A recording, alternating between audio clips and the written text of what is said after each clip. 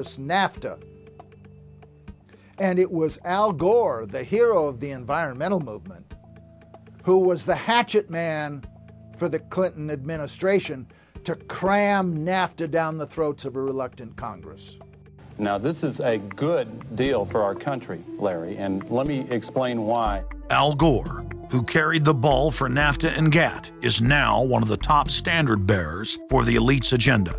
I didn't interrupt you. Okay, now, guys. Yeah, maybe it just... Is this... NAFTA. Why? Huge numbers of manufacturing jobs left Canada, came into the United States because of a 15% wage differential. We pay our workers less in Canada.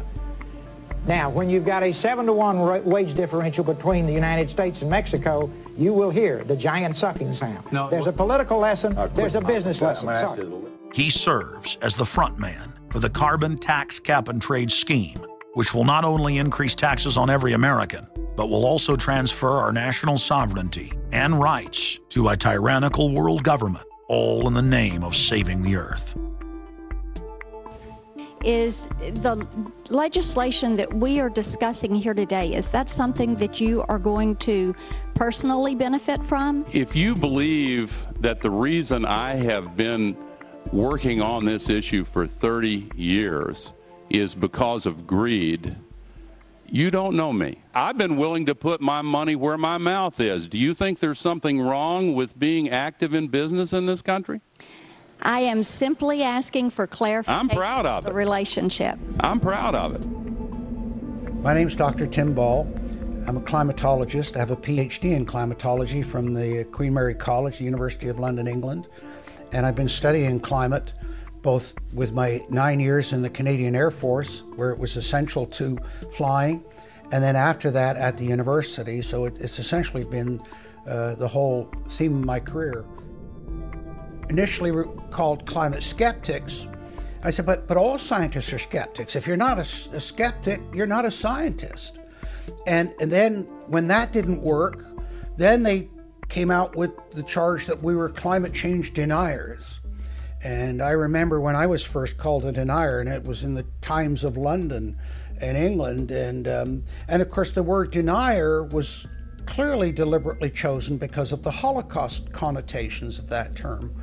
So it was not only a charge that you were ignoring the truth, but you were doing it in a very evil way. And of course, I laugh about that now because my whole career has been anything but a climate change denier. I've spent my career trying to educate people to how much climate changes naturally. So I'm anything but a denier, but of course that is part of the politics. Under the Nazis, there was something called race science. They had a lunatic theory of eugenics, the Aryan heritage, and all the rest of this. Absolute crackpot pseudoscience. There was no empirical measure or empirical test for the validity of those theories. They simply asserted them, and if you were a professor who stood up to them, then the Gestapo would come and take you away.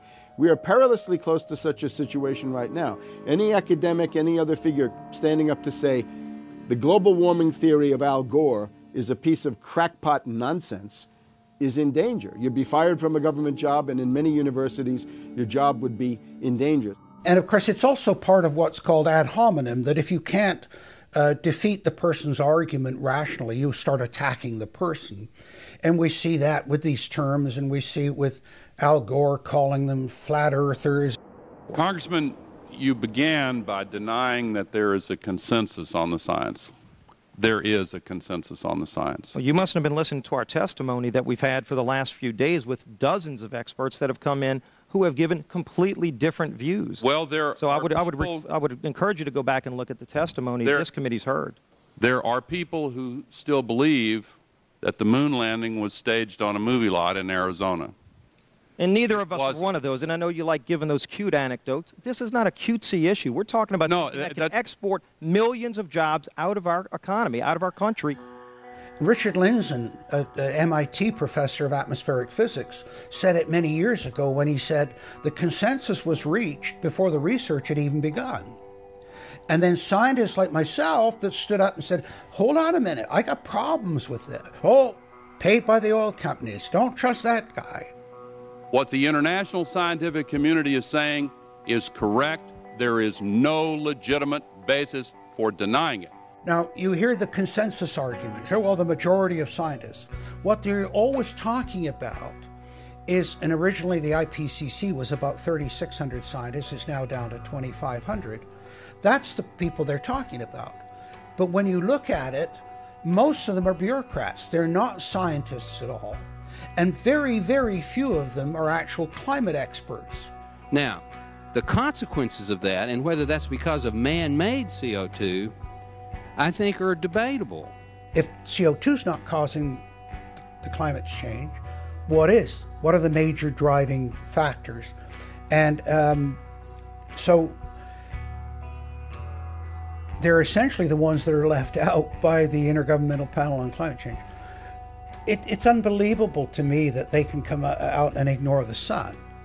I mean, everybody knows the sun goes in, it gets cool. You notice that, right? You have an eclipse, the temperature drops, and the birds start to get excited and so on. And when you look at the seasonal changes with the sun, how you can suggest that the sun is not a factor is really quite remarkable. Giving us false scientific information is not going to clean up our environment. Speaking with a lot of promises and innuendo is not going to help clean up our environment. The globalists have co-opted the environmental movement. There are a lot of real environmental problems we face, like genetic engineering, where they're splicing plants, animals, insects, you name it. Toxic waste dumping in the ocean. No one wants to breathe bad air or drink toxic water. But the global carbon tax has nothing to do with that. It's a tax literally on breathing. Go out on the street or talk to your friends, your neighbors. Ask them, hey, should we ban dihydrogen monoxide? It's bad for the environment. The average person will sign your petition calling for the banning of water. That's right. Dihydrogen monoxide is water. It's the same thing with table salt, sodium chloride. And that's exactly what the establishment is doing with carbon dioxide. Ooh, dioxide. It has this scary sounding name. But the truth is, it's one of the 4 elements of life on this planet. Oxygen, carbon dioxide, water, and sunlight. And if the establishment can tax and list as a toxic waste one of those basic 4 building blocks of life, carbon dioxide, they can regulate and control every facet of our lives and shut down any businesses that aren't part of their New World Order. The idea that carbon is a pollutant is essentially a way of saying that humanity is a disease or a cancer that ought to be wiped out. Genocide. People have argued in this environmental coterie around Obama, around Holdren, the theoretician of de-development, who is now the science advisor of the White House, really the anti-science advisor.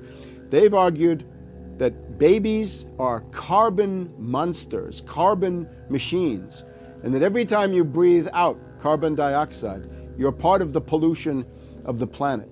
This is an absolutely anti-human doctrine. They use the environmental movement to promote their real agenda, which is globalization and federalization and power. The advisor to Gordon Brown wants to exterminate 1/2 of the population of the British Isles. Now that's something Hitler might have tried to do, or Stalin. They didn't succeed. Will Gordon Brown do it? You can read this in the statements of these lunatics, radical environmentalists, fanatical Malthusians, tree huggers, whatever you want to call them. This is an ideology of genocide which can be documented exhaustively, ad nauseum, out of their own statements. When Gore said the science is settled, that raised red flags amongst the media, and then also amongst a lot of other people that sort of knew that that wasn't true, other scientists, and started to look at it. And of course, the more they looked at it, the more they realized, no, science is never settled. What is coming down now is environmentalism, is nothing but phony science. Nothing but phony science. And if we really believe in the environment, if we really believe in freedom, if we really believe in truth, we need to get some straight answers. Now, the Kyoto Agreement, of course, was reached in the